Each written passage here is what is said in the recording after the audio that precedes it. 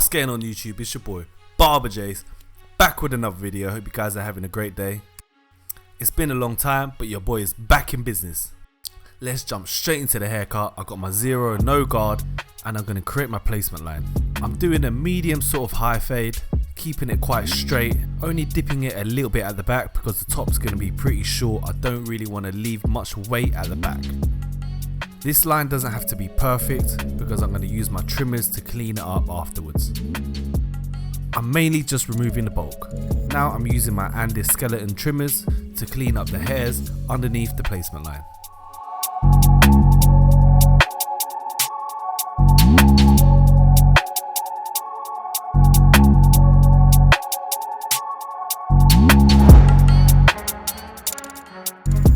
When I'm doing this step, I'm not using a lot of pressure, I'm just letting the clippers do the work, glide on the skin, so I don't cause any irritation for the client.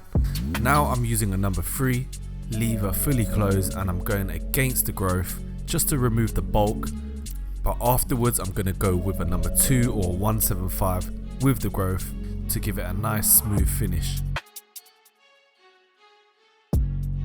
When doing this step, make sure you go all different directions, mainly against the growth, and make sure you keep brushing and resetting the hair. You want to make sure it's nice and even, so make sure the clipper is fully engaged on the head and go around the head shape. Big up to my client Bish and the cameraman, you know who it is, DXE Films, big up. So now the next step, 0.5, I'm going to push it up about an inch to create my next guideline. Towards the top of the guideline, I'm flicking out to create a softer line, which will make it easier for me to fade out later on. I've got a lot of room to work with because I'm only fading into a number 2. The top is pretty short, so you can really stretch out these guidelines to give it that nice, smooth, blurry fade.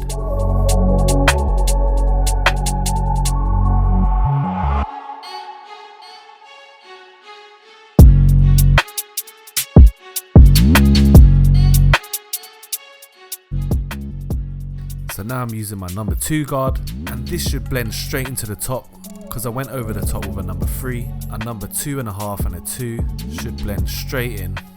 So now I know the next guard will be a 175 or the 1.5 guard should blend that top guideline out, which is what I'm going to do right now. So now all the guidelines are in, I'm going to start from the top guideline and I'm going to work my way down into that 0. As you can see on the side here, I'm going against the growth, which will catch the hair cleaner. After that top guideline has been faded, we want to drop down to our 1, starting with it open. It's not going to do much as I've done a 1 open as my guideline. It's mainly the 1 closed, which is going to soften that second line to set up my 0.5 guard to completely fade out that second guideline. After that leaves one final line to fade out, which means you need to play around with that lever with no guard to get rid of that last line.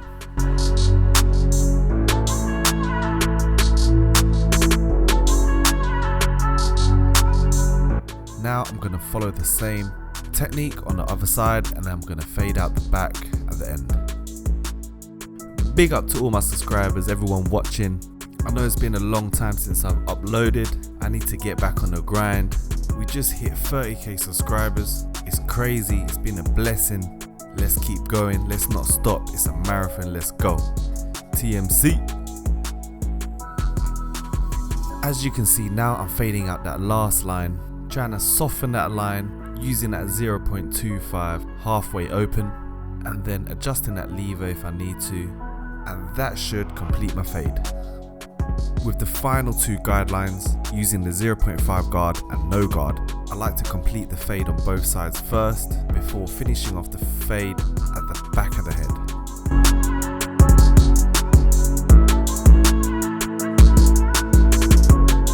So now let's move on to the outlines. Before lining up the front, we need to make sure we prepare the hair.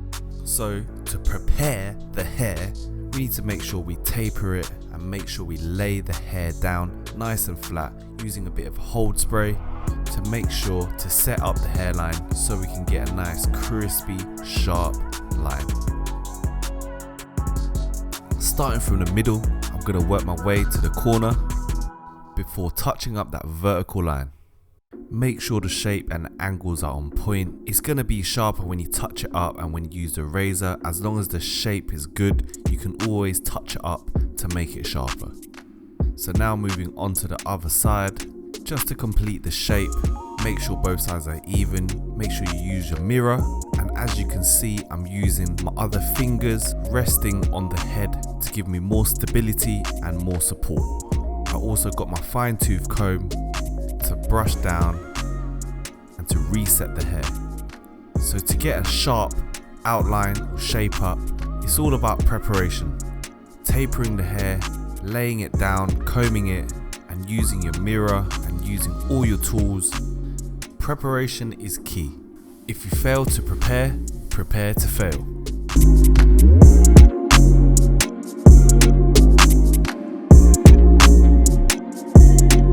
Now that the shape is in, we can now refine our work to get it extra crispy. You should already be happy with the shape before you touch up and refine. When refining, you're basically just cleaning up the hairs hanging over, so you need to just keep brushing the hair and go over your work just to take the shape up and the outlines to the next level. While I'm here, I might as well refine my fade using a mirror to check any dark spots or any imbalances in the fade. My client in the chair wanted to keep his sideburns, so we just gave him a little point, took off his beard, we kept the tash and connected it into the goatee and boxed it up. So there's one final step to clean up the haircut even more. You know what time it is. We need to pull out the samurai blade.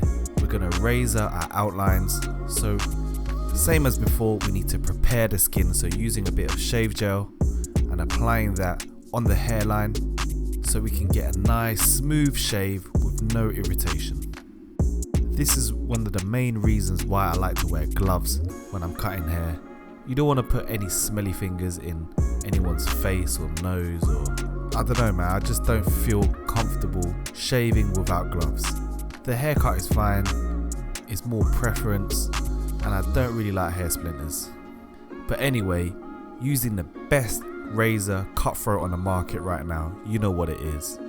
Balance MG, link in description. This is my all-time favorite razor. If you want this, 20% off, use code CHOPSTICK20.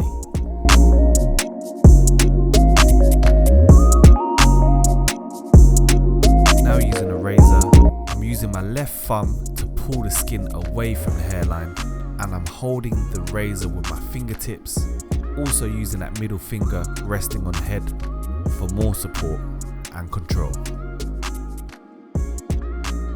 When doing the hairline, I like to do both vertical parts of the hairline before starting in the middle, working towards the corners.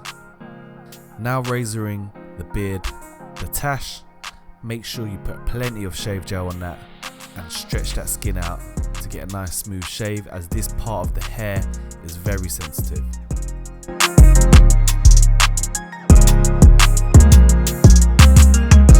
So after using a cutthroat, I do go back with my trimmers just to touch it up a little bit more, which shouldn't take long but will take the haircut to the next level. Finishing off with a little bit of alcohol spray.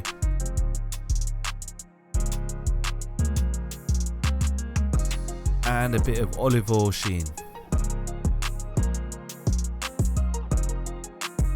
And that is the haircut done, guys. Let me know what you guys think. Thank you very much for tuning in again. Make sure you subscribe if you haven't. Comment down below. Let me know what you guys think. And let me know what you guys want to see in the future. But big up to everyone. Stay fresh, stay faded, stay blessed. It's your boy, Barber Jase. The marathon continues. TMC. Let's go.